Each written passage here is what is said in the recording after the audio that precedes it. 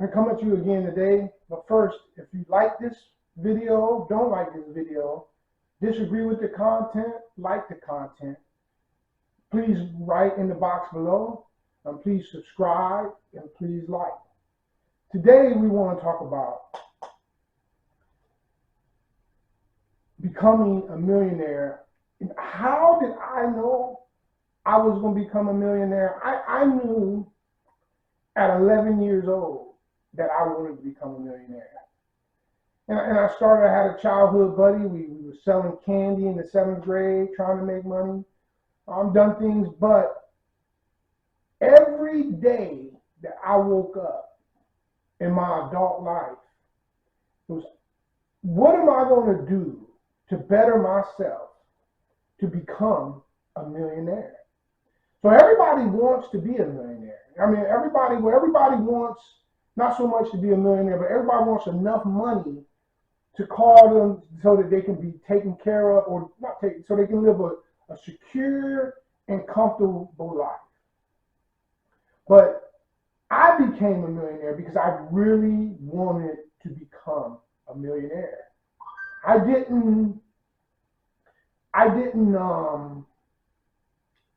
go out and do other things. I wasn't running around the clubs. I wasn't running the streets. I wasn't doing things that distracted me to take me off my focus of being a millionaire. I studied at night and read The Wealth of Nations. I read The Intelligent Investor. I was reading, and it's funny to me because I've told a lot of people about The Intelligent Investor. I've told people about Wealth of Nations. I've actually read it, tell them, hey, I go over it with you. Most of them don't read it, but I wanted to become a millionaire. Example, I was reading Making of an American Capitalist, which is the book based on Warren Buffett's life. It's the first book that was written on Warren Buffett about his life.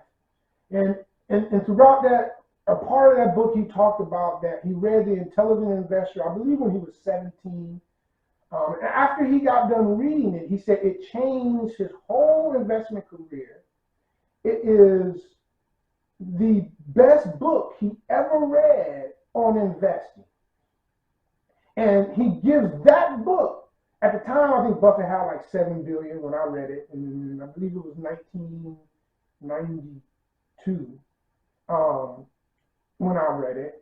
And he said he has to, all the wealth that he achieved up to that point, he credits, and he still says that to this day in 2022, he credits Ben Graham and The Intelligent Investor. So Dana, how if you saying you becoming a millionaire and reading that statement?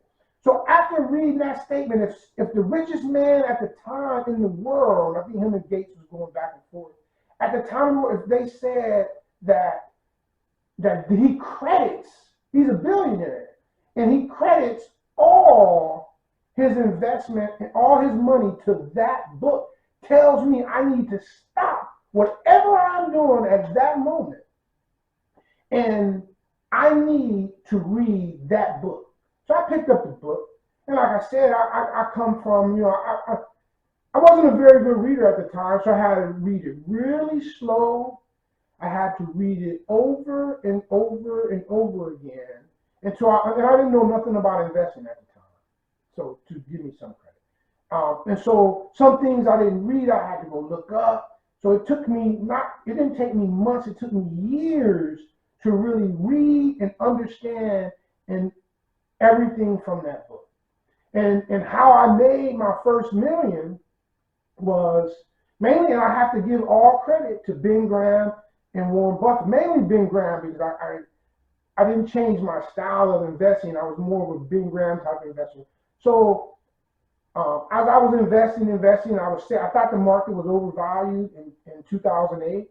So, and I just got burnt in 2000. I was investing in internet stocks, and I had an at-home that went bankrupt. And so I kind of learned practical lessons, real life lessons, as I was reading this book. And that would really taught me you really need to stick to Ben Graham.